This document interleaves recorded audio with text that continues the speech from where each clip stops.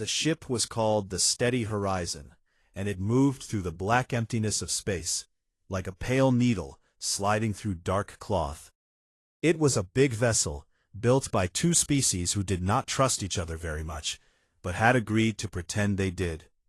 Half of its hull was smooth and white, shaped by Valari engineers, who believed that everything should look like it grew from nature. The other half was gray and blocky, welded together by human hands in the orbital shipyards above Earth. Where the two halves met, the metal didn't quite match. Nobody talked about that. Corporal Danny Voss stood in a narrow corridor on the human side of the ship and stared out of a viewport at the stars. He was 28 years old, average height, with short brown hair and a jaw that always looked like it needed a shave. His combat armor sat in his locker 2 doors down, and he wore the standard gray fatigues of the United Earth Defense Corps. That was the point. Humans were not supposed to be special on this mission. They were supposed to be quiet. Danny had been a Marine for 6 years. He had fought in the border skirmishes near Colony 7, survived the tunnel wars on Greyhaven, and once spent 42 hours pinned down in a crater on a moon with no name, while enemy fire turned the rocks around him into glass. He had a steady hand and a calm head, and his file said he was reliable under pressure. That was why they picked him for this assignment. The assignment was simple on paper. Guard Queen Salith of the Valari Dominion while she traveled to the neutral world of Cathori Prime to sign a peace treaty. Stand in the background. Look professional. Don't touch anything. Don't talk to anyone unless spoken to. And above all, don't embarrass humanity. Sergeant Nora Beckett had made that last part very clear. Nora was Danny's squad leader, and she was the kind of woman who could make a room go quiet just by walking into it. She was 34, tall and lean, with dark skin and close-cropped hair, and eyes that never seemed to blink at the right times. She had been a Marine for 12 years and had seen more combat than anyone Danny knew. She didn't raise her voice. She never had to. This is a political assignment, she had told the squad on their first day aboard the Steady Horizon.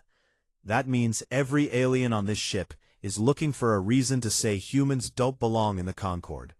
Don't give them one.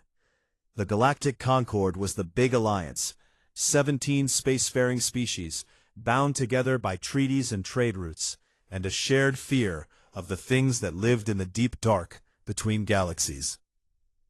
Humanity had been accepted into the Concord only 2 years ago, and the acceptance had been narrow.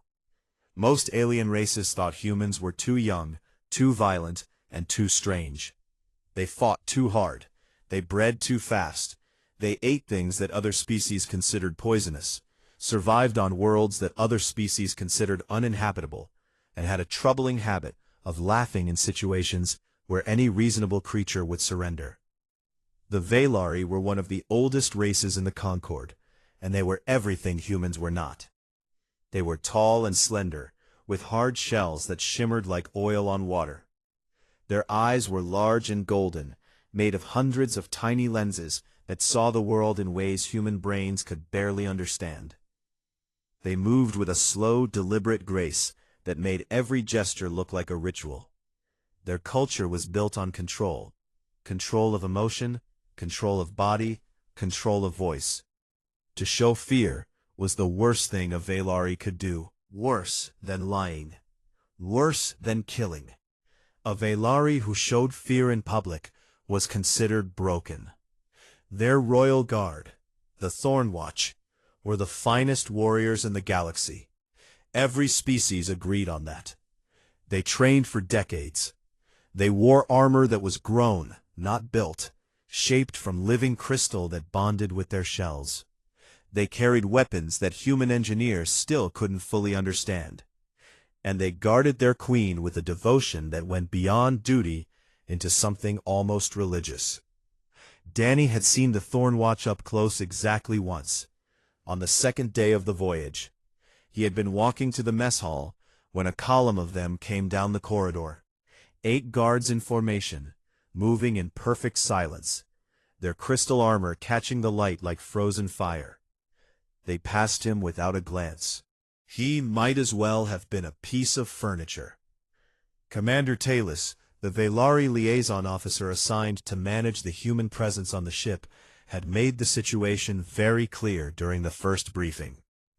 "You are here because the treaty requires a representative security element from all Concord member species," Talus had said, his golden eyes moving over the four humans with an expression that Danny couldn't read but suspected was something close to pity.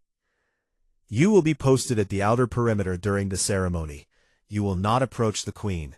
You will not speak to the Queen. You will not enter any area designated for the Thornwatch. Is this understood?" "Understood, sir," Nora had said, her voice perfectly flat. Danny understood. They were decoration, a box to check on a diplomatic form. He had learned a long time ago that most of being a soldier was standing around waiting for something to happen, and the rest was wishing it hadn't. Private Leo Marsh, the youngest member of their squad, minded quite a lot.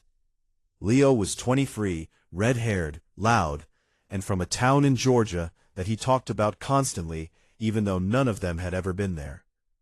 He had strong opinions about everything, and no ability to keep them to himself.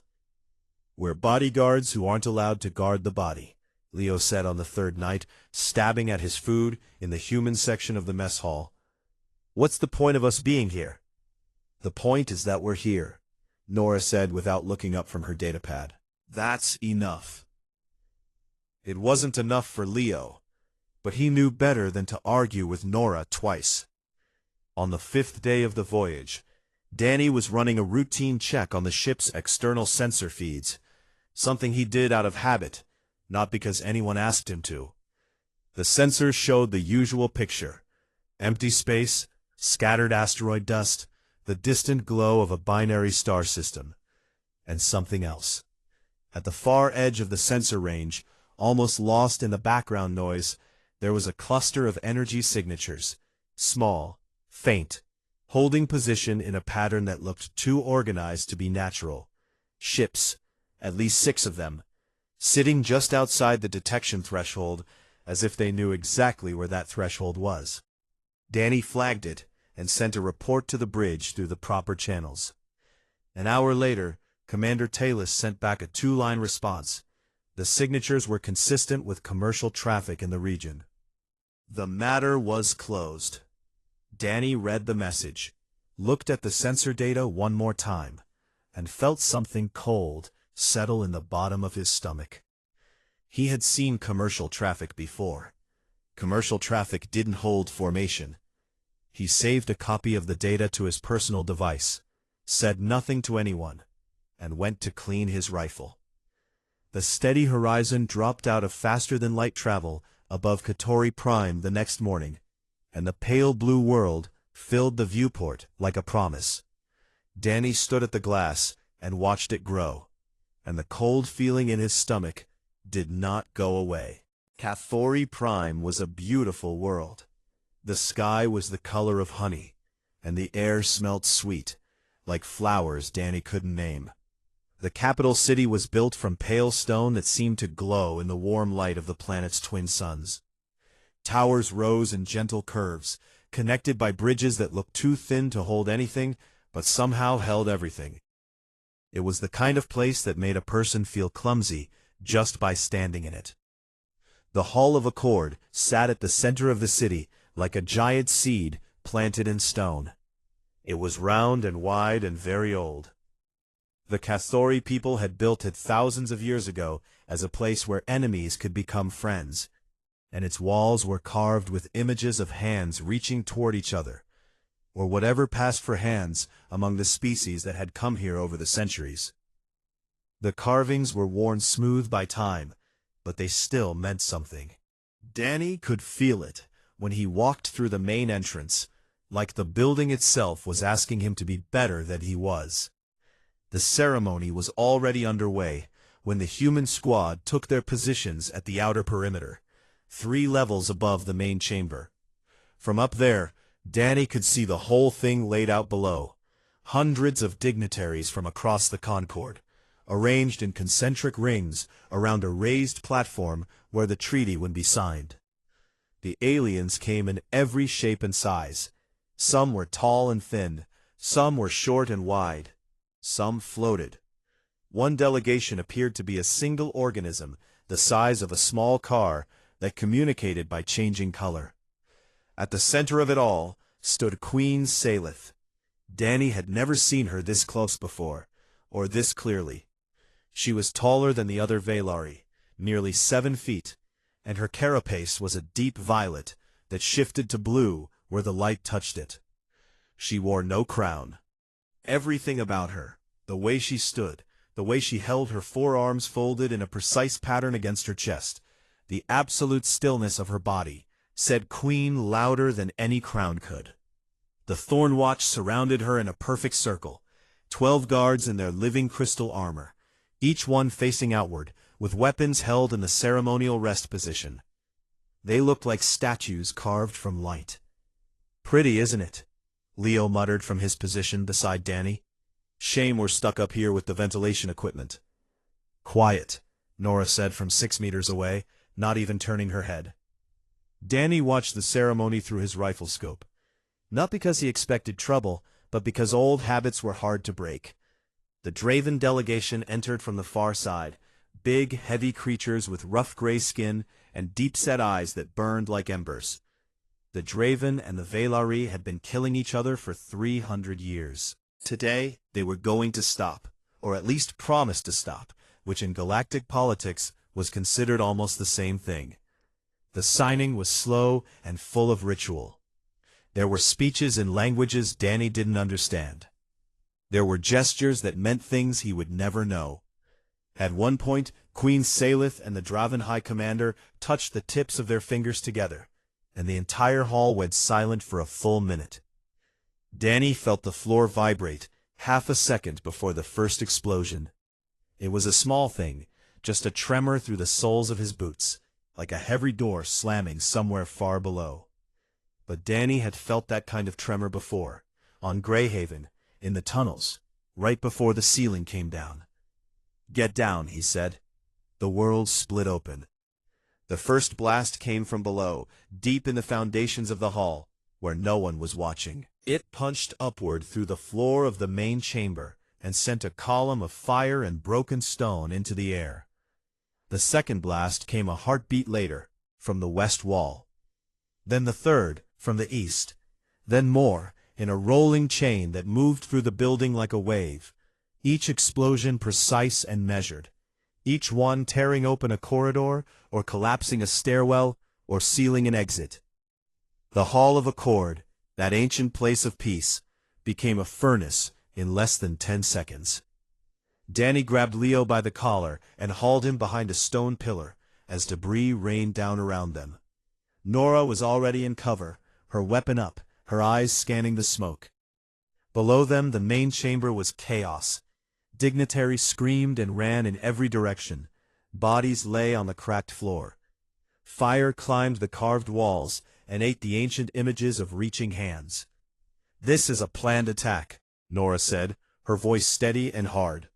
"Multiple charges, time sequence. Someone mapped this building." She was right. The explosions had not been random. They had cut the hall into sections, blocking the main exits, collapsing the bridges between levels, and funneling everyone into narrow corridors with no way out. Whoever did this knew the building's layout better than the people who worked in it. Then the second wave hit. They came through the smoke and the broken walls, armed figures in dark armor, moving fast and shooting at anything that moved. Danny counted at least 30 in the first group alone, and more were pouring in behind them. They were a mixed force, Draven soldiers with heavy weapons, slim reptilian mercenaries Danny didn't recognize, and others he couldn't identify through the smoke. They moved with coordination and purpose. This wasn't a mob.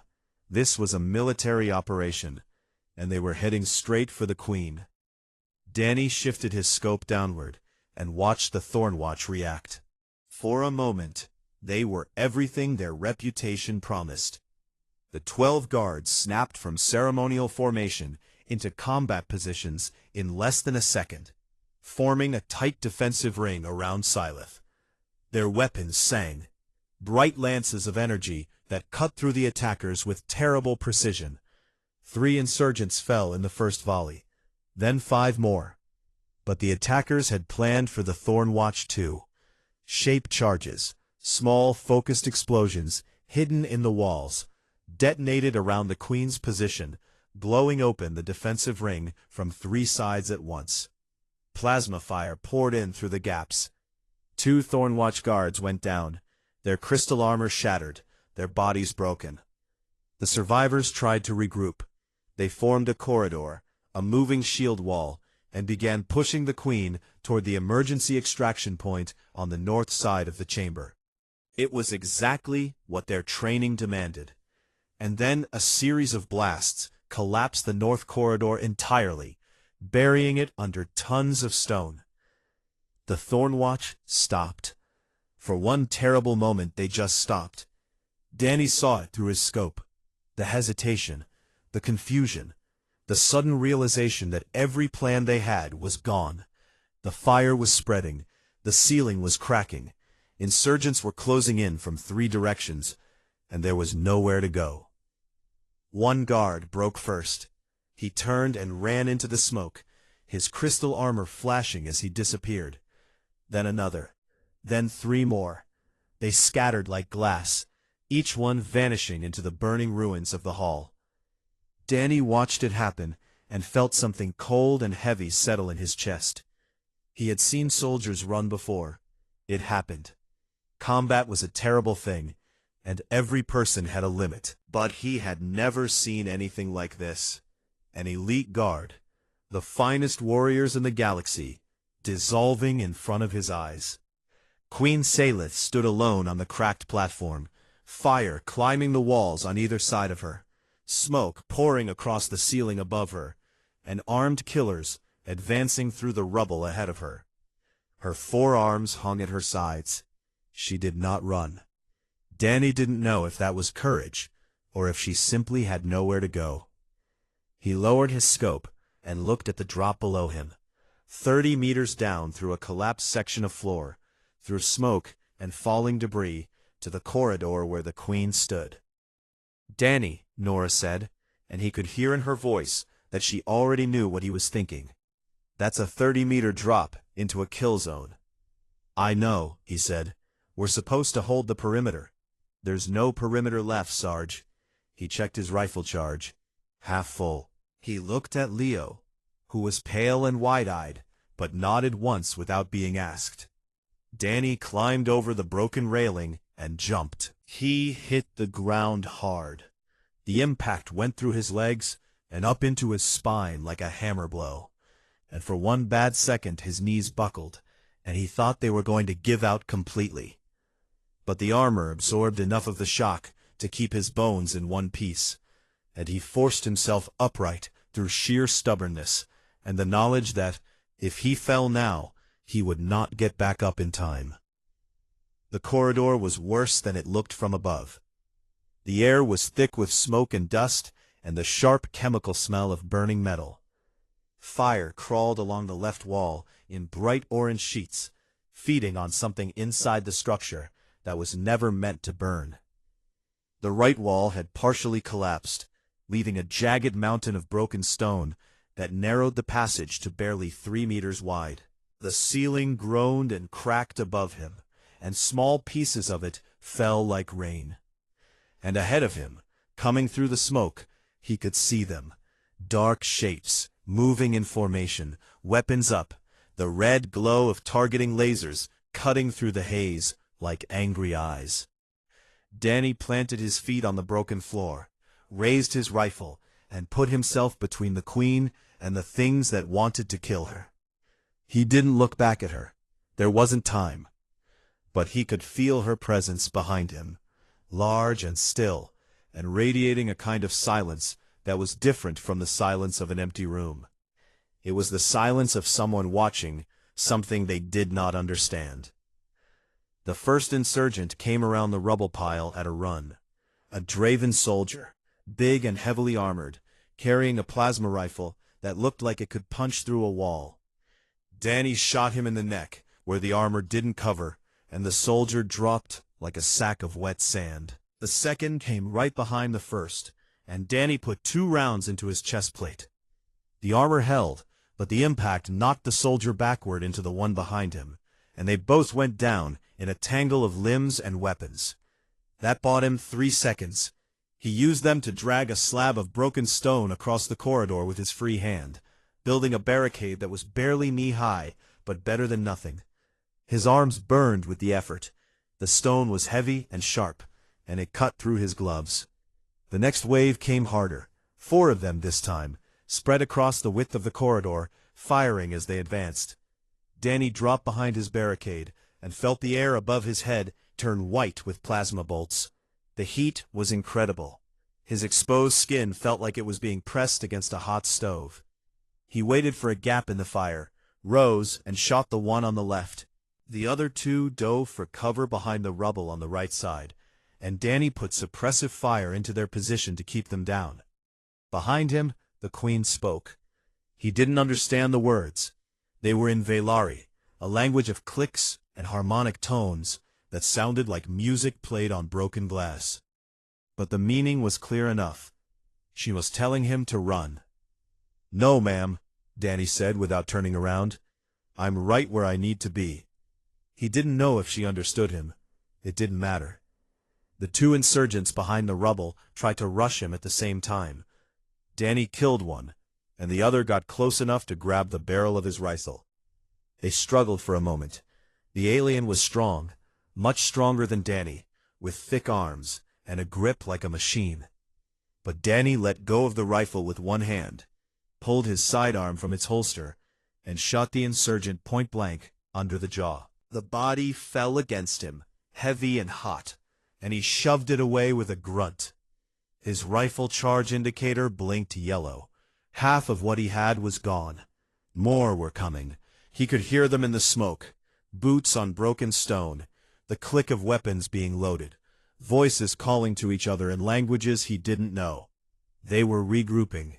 The first rush had failed, but they had numbers and time and ammunition, and Danny had none of those things. He pulled more rubble into his barricade, stacking it higher, filling gaps with pieces of broken furniture and twisted metal. His hands were bleeding through his gloves. The cut on his left palm was deep enough that he could feel the edges of it grinding together every time he gripped something. But he ignored it the way he had learned to ignore pain a long time ago, by deciding it could wait. The fire on the left wall was getting closer. He could feel it on the side of his face, a dry roasting heat that made his skin feel tight. The corridor behind him was filling with smoke, and he knew that even if the insurgents didn't get through, the fire might. They were being squeezed from both sides. The next attack came with a grenade. It bounced off the top of his barricade and landed at his feet, and Danny had just enough time to kick it back down the corridor before it went off. The explosion was close enough to pick him up and throw him backward. He hit the ground on his back, and for a moment the world was nothing but ringing silence and white light. He got up. His left ear was bleeding. His vision was blurred at the edges. He got up and went back to the barricade. A plasma bolt came through the smoke and hit him in the left arm, just below the shoulder. It burned through the armor plating like it wasn't there, and kept going into the flesh underneath. The pain was enormous, a bright screaming white pain that made his whole body lock up for a second. He could smell his own skin burning. He bit down on the inside of his cheek, hard enough to taste blood, and he kept his weapon up. He fired back with one arm, bracing the rifle against the top of the barricade, picking his shots because every round mattered now. 2 more insurgents fell. A third took cover and started calling for reinforcements. Danny's breathing was ragged. Blood ran down his left arm and dripped off his fingers. The arm was getting stiff, and he knew from experience that it would stop working entirely within minutes if he didn't get medical attention. He was not going to get medical attention. He keyed his comm unit with his good hand, fumbling with the controls until he found Nora's frequency. Static. He tried again. More static. On the third try, he got a broken signal. Nora's voice, cutting in and out, barely audible over the noise of the fire and the fighting. "Nora, Corridor 7, lower level. I have the Queen. Need extraction." Her reply came in fragments. "Copy. 3 levels up. Trying to find a way. Hold your—" The signal died. Danny didn't know if she heard enough. He didn't have time to try again because the insurgents were pushing forward once more, and this time they brought something heavy, a squad-mounted plasma cannon that glowed blue in the smoke like a malevolent eye. Danny stared at it and felt for the first time a cold certainty that he was going to die in this corridor. The thought lasted about 2 seconds. Then he pushed it away and did what soldiers do when dying seems certain. He decided to make it expensive. He reached down to his belt and drew his bayonet. It was an old thing, plain steel, 8 inches long, with a simple crossguard and a handle worn smooth by use. It was not standard issue. He had bought it himself, years ago, from a retired Marine who said it had been in his family for 3 generations. Every other species in the galaxy had energy shields and plasma weapons and things that could kill from orbit. Danny had a piece of sharpened metal on the end of his rifle. He fixed the bayonet to the barrel with a click that sounded very small in the burning corridor.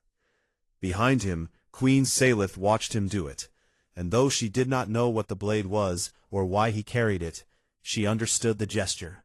He was preparing for the end, and he was not running from it. The plasma cannon charged with a rising whine. Danny pressed his back against the barricade, took a breath of hot, smoky air, and waited. He was not going to move. They would have to come through him. Nora Beckett heard enough. The transmission was broken and full of static, but she caught the words that mattered. Corridor 7, lower level, the Queen. She didn't need the rest. She had served with Danny Voss for 4 years, and she knew exactly what he was doing down there. He was standing in front of something that should kill him, and refusing to get out of the way, because that was what Danny did when the world fell apart. Other people ran. Danny planted his feet. She was going to get him out, or she was going to die next to him. Those were the only 2 options she was willing to consider. Nora was 3 levels above the main chamber, in a section of the hall that had partially survived the blasts. The ceiling was cracked and sagging, and smoke poured through gaps in the walls like gray water. Leo was with her, crouched behind an overturned stone bench with his rifle ready. His face was pale under the grime and sweat, but his hands were steady. That was enough. 2 Cathori security officers had found them in the chaos. Short, broad-shouldered beings with flat faces and calm eyes, carrying sidearms that looked too small for the situation. They didn't speak much human language, but they understood the word Queen, and that was enough to make them follow. Nora was about to move when she heard footsteps behind her. Heavy, uneven, coming from the direction of the east stairwell. She spun with her weapon up and found herself looking at 3 Thornwatch guards. They were in bad shape. Their crystal armor was cracked and blackened by fire. One of them was limping. Another had a long gash across his chest plate where something sharp had nearly punched through.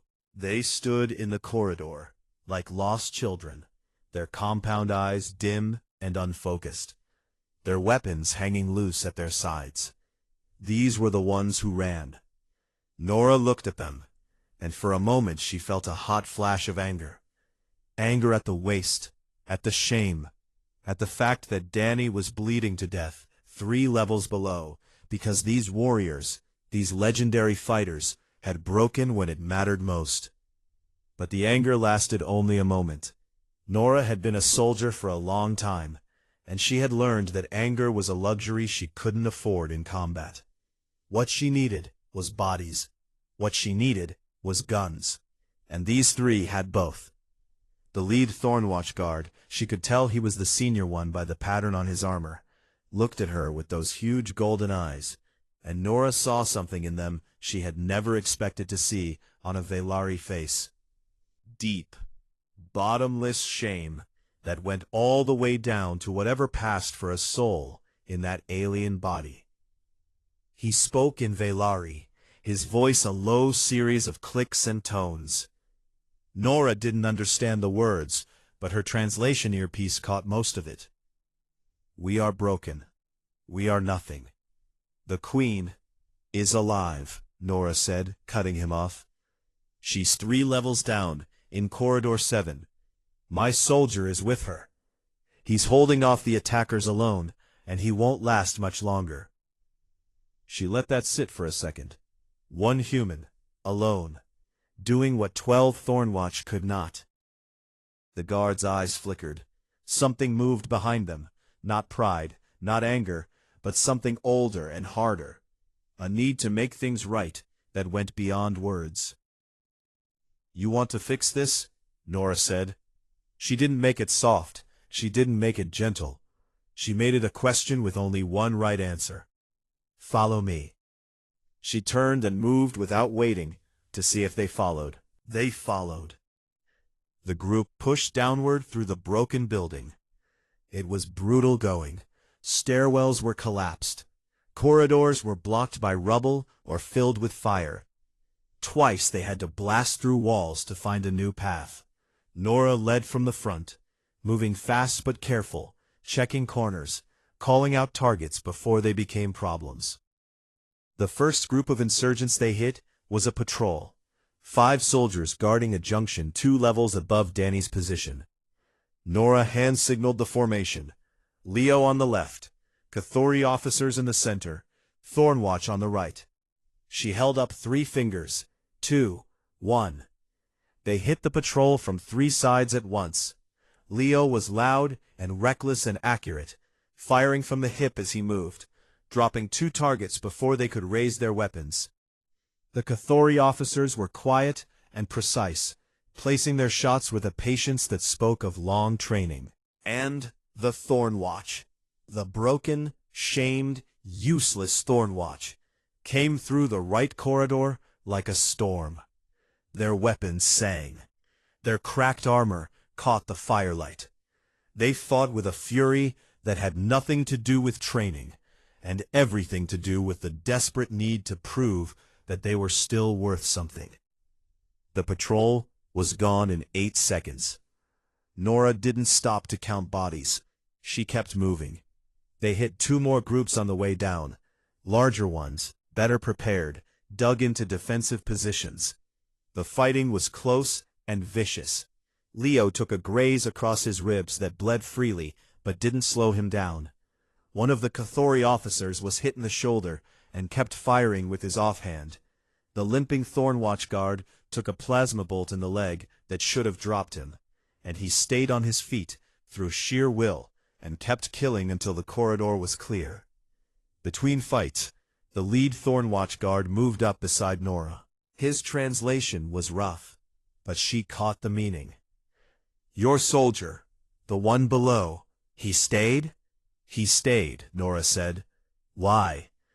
Nora didn't answer for a moment. She thought about Danny, quiet, steady, unremarkable Danny, who cleaned his rifle when he was nervous, and kept a steel bayonet on his belt, like something from a history book. "Because that's what he does," she said. "That's what we do." The Thornwatch guard was silent for a long time after that. They reached the level above Corridor 7, and found their path blocked by a thick wall that had survived the blasts. On the other side, Nora could hear gunfire, the sharp crack of Danny's rifle and the deeper boom of plasma weapons. He was still fighting. He was still alive. But mixed in with the gunfire, she heard something else. The rising whine of a heavy plasma cannon charging for a shot. If that thing fired in a confined corridor, it would kill everything in its path. Danny, the Queen, everything. "Through the wall," Nora said. "Now." The Thornwatch guards stepped forward. They pressed their hands against the stone, and their crystal weapons shifted shape, elongating, flattening, becoming something that was half blade and half battering ram. Velari technology. Living weapons that adapted to need. They hit the wall together, and it came apart like it was made of clay. On the other side, Nora saw the corridor, burning, smoke-filled, choked with bodies and rubble. She saw the barricade Danny had built from broken stone and twisted metal. She saw the insurgents, at least a dozen of them, crouched behind cover with the plasma cannon aimed straight at that barricade. And she saw Danny. He was on his knees behind the barricade, covered in blood and dust and burns. His left arm hung useless at his side. His rifle had a bayonet fixed to the end of it. A steel bayonet, an actual knife, in the age of plasma weapons and energy shields. He was lifting it with his one good arm, pointing it at the insurgents like it could stop what was coming. Behind him, pressed against the wall, stood Queen Salith. She had moved forward. She was standing right behind him, close enough to touch, as if she had decided that if this human was going to die for her, she was not going to let him die alone. Nora raised her weapon. Light them up. The wall behind the insurgents had just exploded. They were turning, confused, trying to figure out where the new threat was coming from. They never got the chance. Nora's group hit them from the side like a fist. Leo came through the gap, screaming something wordless and savage. The Thornwatch flowed in behind him, their weapons singing their high, bright song. The Cathori officers laid down covering fire with mechanical precision.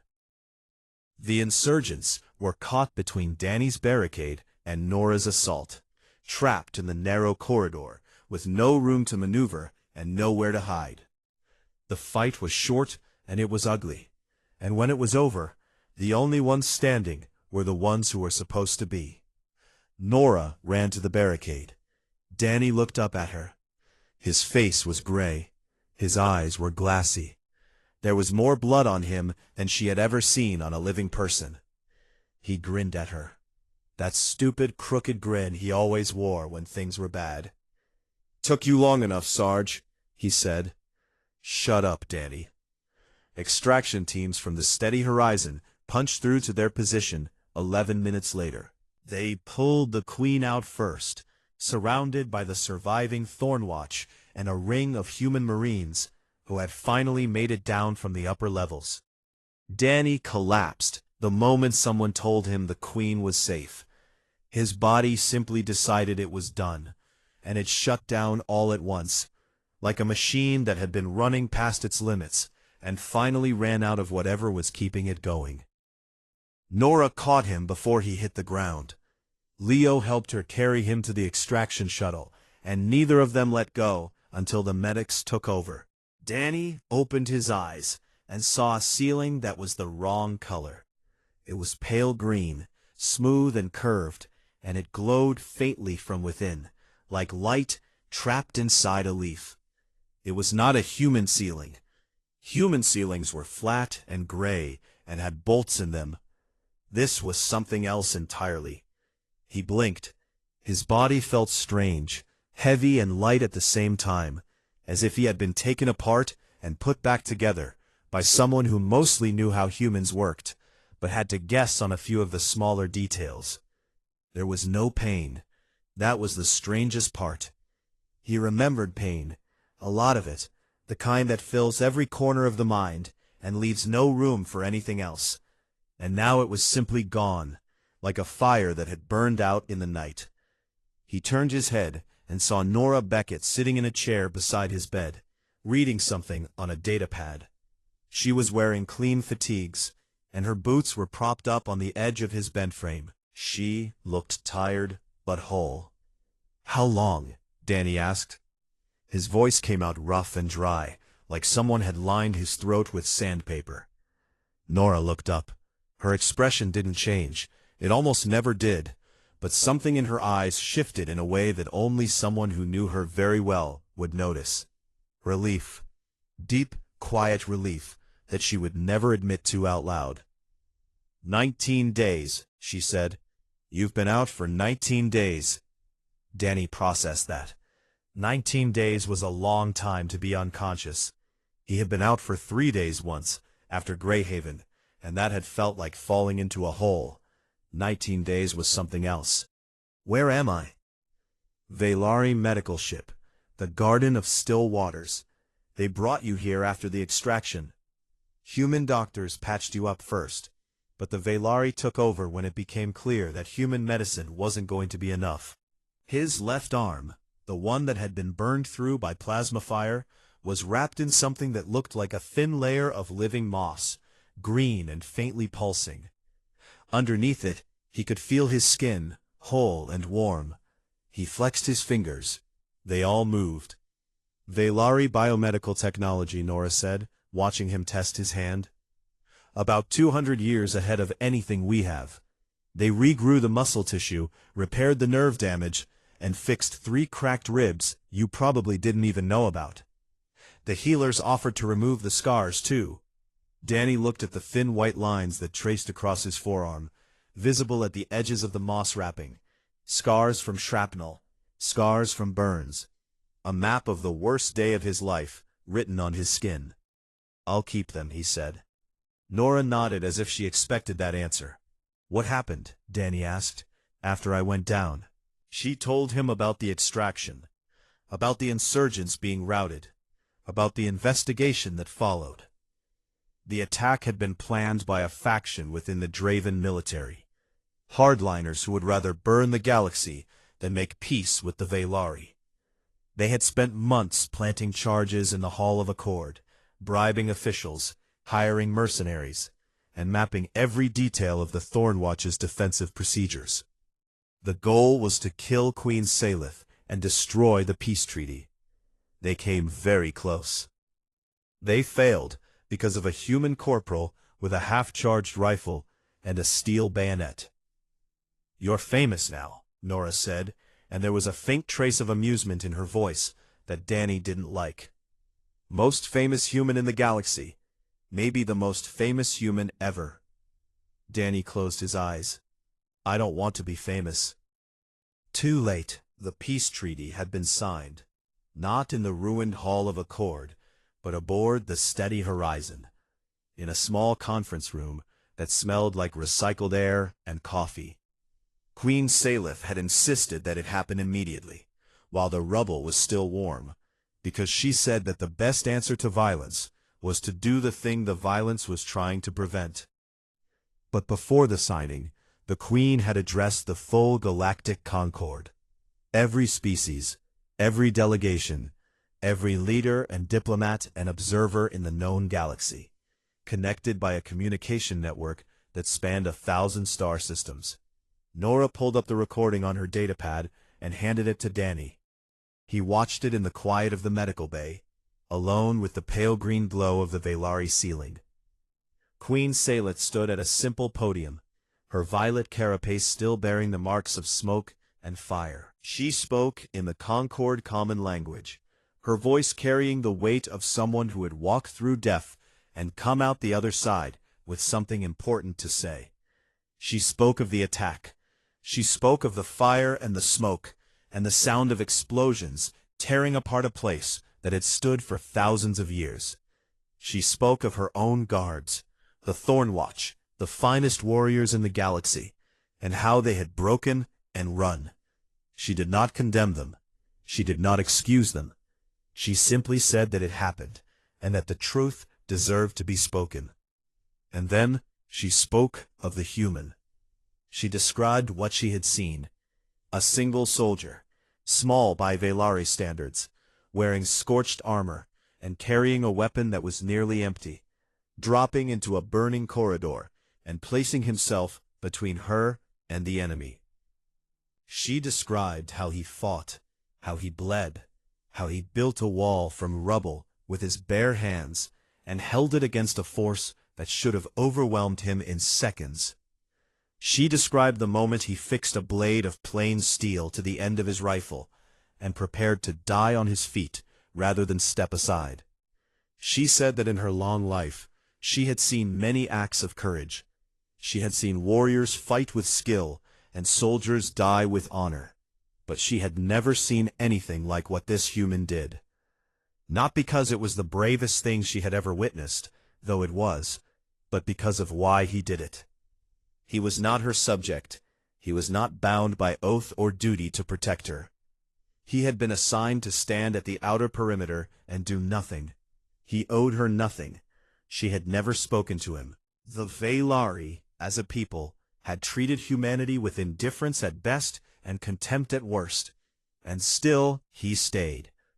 She told the Concord that she had asked the human why he did it, though she did not share his answer yet.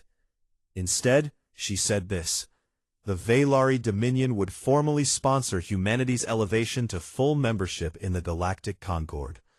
Not as auxiliaries, not as mercenaries, not as junior partners to be tolerated and ignored. As equals, because any species that could produce a soul like the one she saw in that corridor deserved to stand beside the oldest civilizations in the galaxy and be called the same. The motion passed. It wasn't even close. Danny set the datapad down and stared at the ceiling for a long time.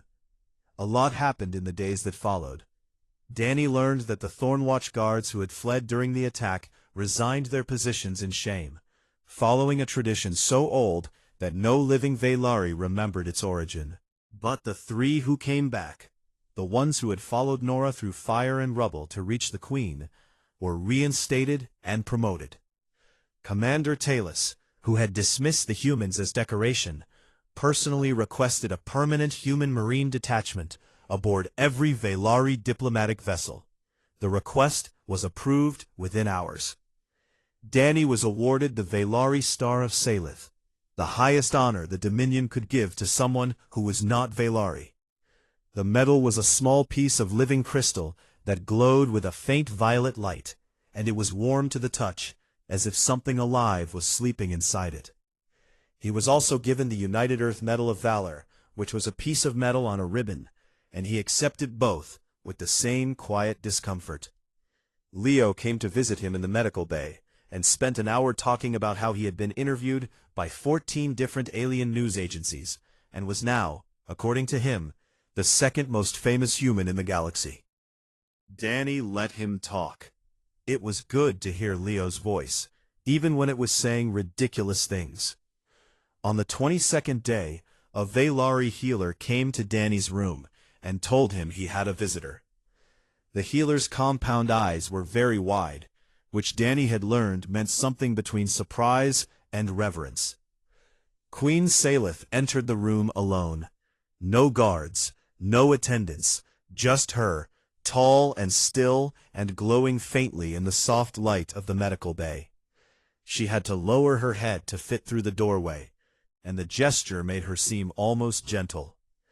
She stood beside his bed and looked at him with those vast golden eyes, and Danny felt the same way he had felt in the Hall of Accord, small and ordinary and completely out of his depth.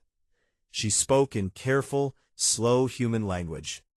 Her accent was strange, turning every consonant into something musical, but her words were clear.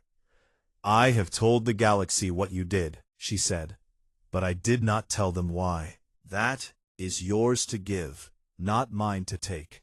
So I ask you now, as I asked you before, why did you stay?" Danny thought about it. He thought about Greyhaven, and Colony 7, and the moon with no name. He thought about Nora, and Leo, and the retired Marine who sold him a bayonet.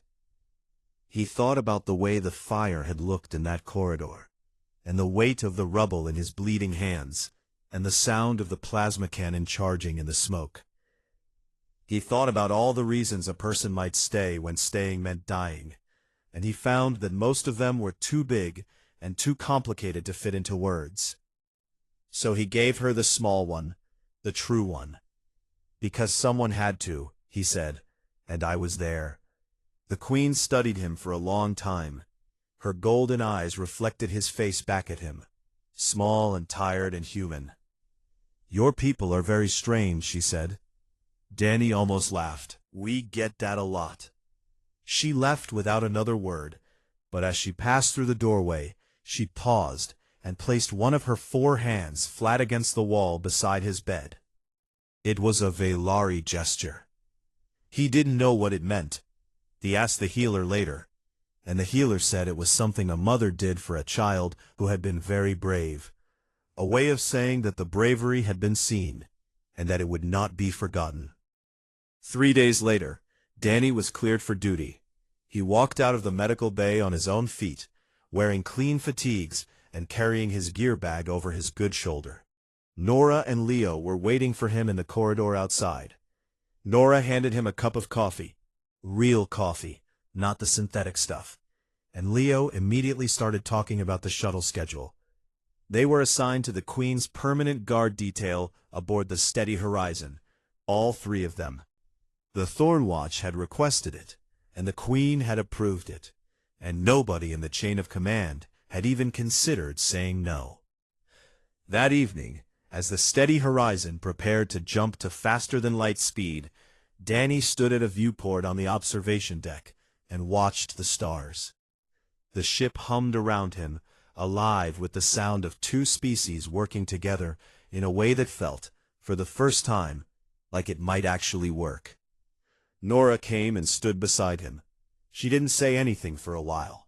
They just watched the stars together, the way they had done 100 times before, on 100 different ships, in 100 different parts of the galaxy. "Think they'll ever stop being surprised by us?" she asked. Danny thought about the Queen's hand on the wall. He thought about the Thornwatch guard who asked him why he stayed. He thought about the look on Commander Talis's face when he shook Nora's hand and called her honored ally without a trace of irony. "Hope not," he said. "Keeps things interesting." The Steady Horizon jumped. The stars stretched into long lines of white light, and the ship vanished into the dark spaces between them, carrying its crew, human and alien, soldier and queen, broken and mended, toward whatever came next. And somewhere in the Galactic Concord's archives, in a record that would be studied for centuries to come, there was a simple entry. On the day the guards broke and ran, a human soldier planted his feet. That was all it said.